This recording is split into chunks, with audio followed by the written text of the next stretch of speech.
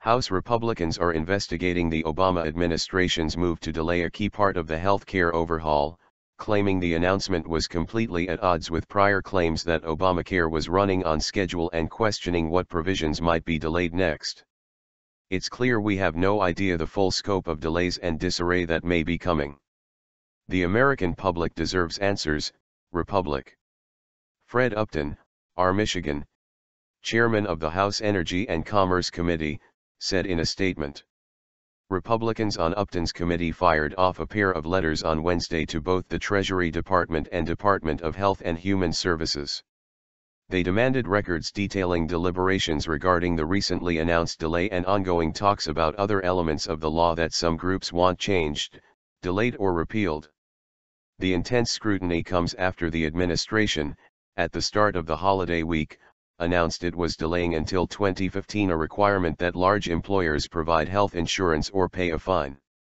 In explaining the decision, officials said they were responding to businesses' concerns that the reporting requirements were too onerous. They said they would simplify that system and give employers an additional year to comply. Senate Democratic leader Harry Reid described the change as merely a willingness to be flexible and work with businesses. Flexibility is a good thing, he said. It is better to do this right than fast.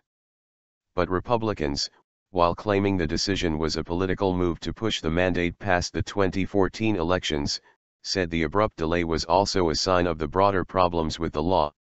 Many of the law's most significant provisions are still scheduled to take effect at the beginning of 2014, and Republicans want to know whether there are other under-the-radar problems that the administration has not yet acknowledged. Upton and the other Republicans who wrote to the administration said they had been hearing complaints for years about the employer mandates requirements. But they noted the administration did not admit the problems until this week. The acknowledgement that a delay in the law's implementation is needed is completely at odds with previous public statements made by administration officials, they wrote. It's ultimately unclear whether other major provisions could be delayed.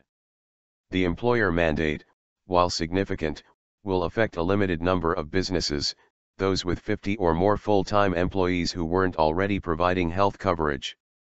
But the so-called individual mandate, the requirement on individuals to buy insurance and the provision that was at the heart of last year's Supreme Court challenge, supposedly is still on schedule. In their letter, House Republicans specifically inquired about the status of that mandate, as well as the expansion of Medicaid, the newly created insurance exchanges and other fees associated with the law.